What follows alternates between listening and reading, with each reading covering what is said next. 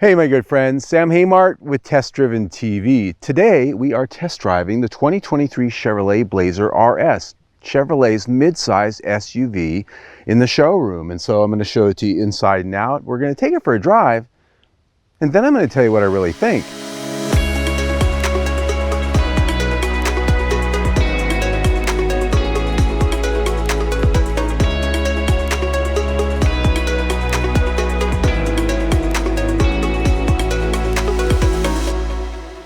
The 2023 Chevrolet Blazer is really getting to be one of the last of its kind. This is a near full-size two-row SUV. It's sort of in the two-row premium class, along with Ford Edge, Honda Passport, Nissan Murano. If you go much larger or more expensive than this, you're going with a three-row SUV. In the Chevrolet showroom, that would of course be the Traverse.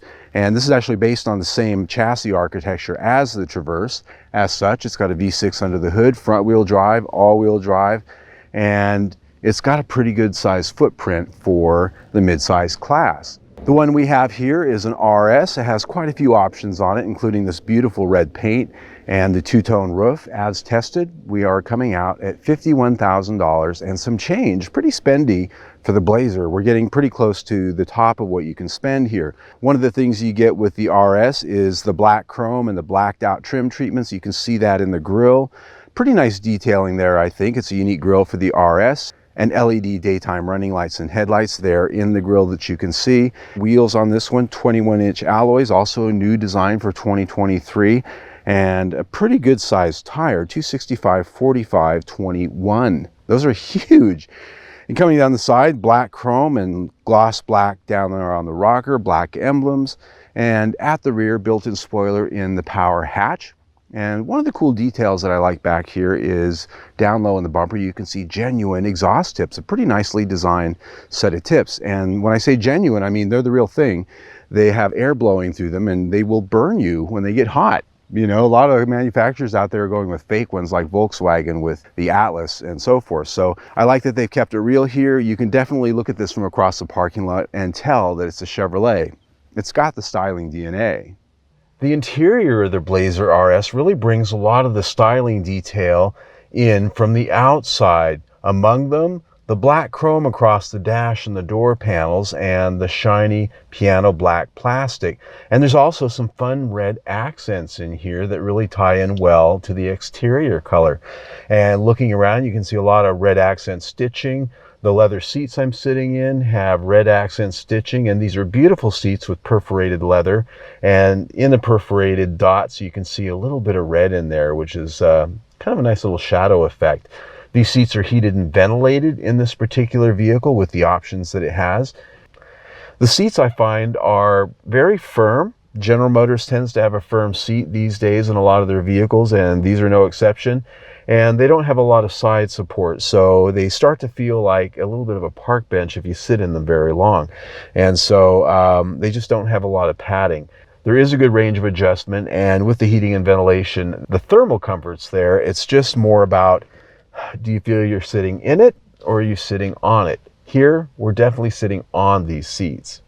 Now, the overall quality of this interior is, I would say, above average, but there are some hard plastics beyond the soft trims that are added here with this extra trim grade, particularly up here on the top of the door and down on the lower dash. But they have dressed it up with a lot of the nice soft trims that we expect at this price tag. The instrument cluster ahead of me is a digital center screen with analog dials on the side. That center screen can be configured in various ways.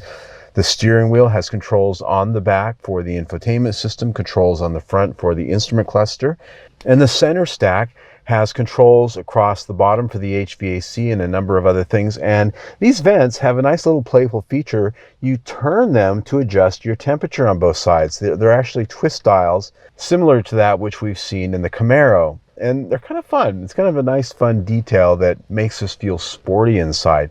The center console, nice design. It's got a place down here for your phone and it's a wireless charger. I like the fact that you can see the face of the phone when it's stored there, and it has a nice little indentation to keep it from sliding around. Cup holders off to the side, so you can have big cups here.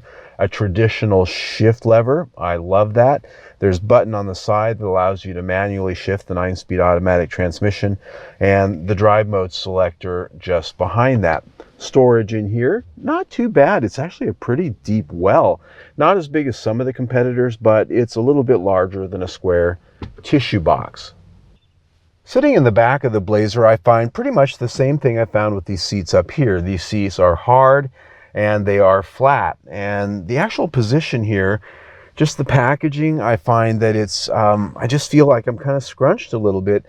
Even though this is plenty of room back here, as you can see, these seats are set for my height, about 5'8" with my tennis shoes on. I've got about 4 or 5 inches of leg room ahead of me, but the angle and the set of this seat just feels not natural. Now, there is some range of adjustment here. You can adjust the seat back rake, but for some reason, it just doesn't quite feel right. I don't know how to say it any other way than that. There are a number of amenities back here at the back of the console, vents, which are mandatory here in Arizona, and lots of power ports. This has an AC port, and it has both USB style ports for charging. In the center of this rear seat is a fold down armrest with cup holders. Now, this seat does fold down quite easily in a 60-40 split for a perfectly flat load floor. Look at that.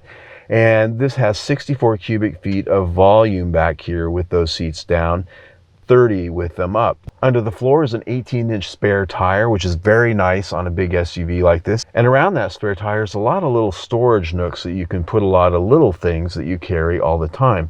Overall, this is an interior that pleases in quite a few areas. It checks most of the boxes.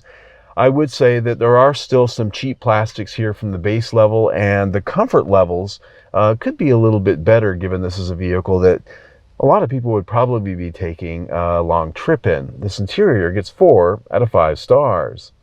The infotainment system here is a standard 10-inch screen. It has Bose 8-speaker audio and quite a few features. This is upgraded, so it has a 360-degree surround view monitor, and it also has Apple CarPlay, Android Auto, fully wireless, Bluetooth connectivity, of course.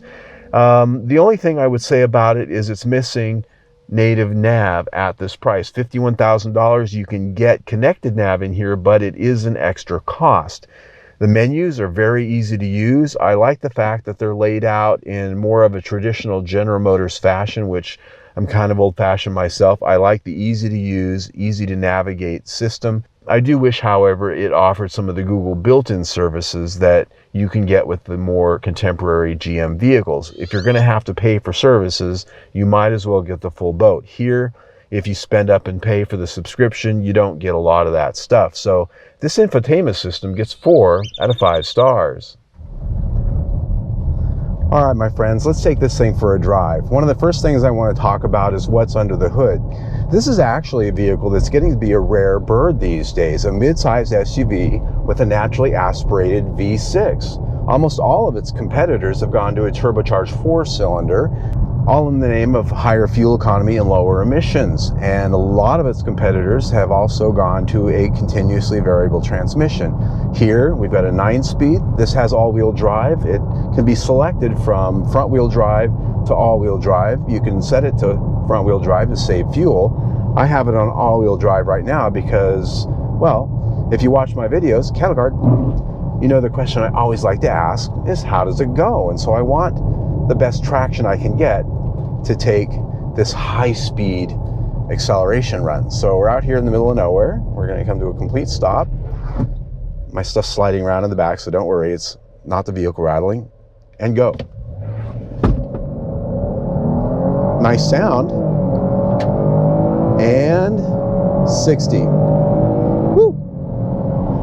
That is one of the benefits of this sort of old-fashioned high-tech V6. Dual overhead cams, of course, direct fuel injection. It shuts down 2 cylinders to V4 to save fuel. But when you're not trying to save fuel, it's just got a nice sound. Pretty good power. 308 horsepower to be exact. 270 pound-feet of torque. Pretty impressive. pretty impressive. So it's fun to drive. It's got good power. That's all good. Fuel economy, 19 city, 26 highway, and 21 combined. 21 is what I got with it this week, even playing with it a little bit. And I find that pretty impressive. Now, yes, it does have auto start stop, which is a feature I do not like at all. You can turn it off, but it defaults to off every time you turn the car on. Outside of that, the only other complaint I have is sometimes this transmission isn't always right on the money. You know, it takes a minute to gather its thoughts as to what it's going to do. But once you're cooking, it seems to deliver pretty well. So again, you can select front wheel drive to save fuel. You can put it on all wheel drive, and there's several other drive modes here that'll really help you get what you want on and off road. This powertrain gets 4 out of 5 stars. When we talk about ride and handling, I think the big thing to point out is that this is a chassis architecture that's well proven by General Motors. It rides under the Cadillac XT6. This is a shorter version of it. It rides under the Chevrolet Traverse, the GMC Acadia. There's quite a number of vehicles that General Motors builds off this platform, cattle guard.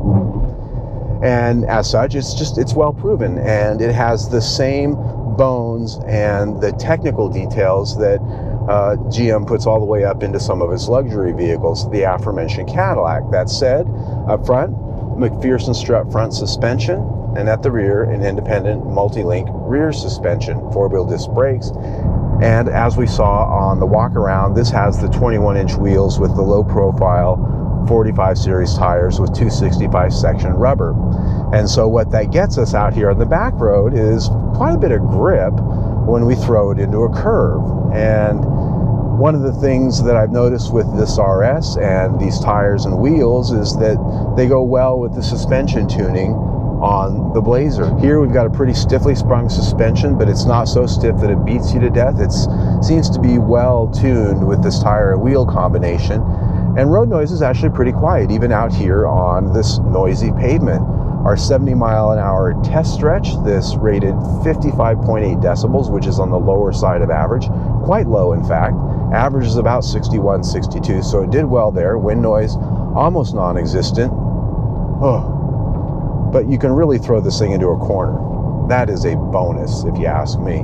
And that just goes to these tires and wheels and a good suspension tune. Now, as tested, this can tow 4,500 pounds with the all-wheel drive and the V6, which is pretty good for a mid-size SUV.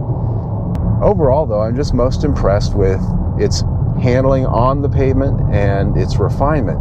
The one area where these larger tires and wheels do sort of bite you is if you take it off-road. If you go onto a gravel road or a dirt road, you're going to want to get a lower trim grade that has perhaps that higher sidewall. It tends to get a little bit rough around the edges. And around town, speed bumps, things like that, if you hit those things a little too fast, this starts to lose its composure just a bit. Overall, though, I'm pretty impressed. This chassis gets 4 out of 5 stars.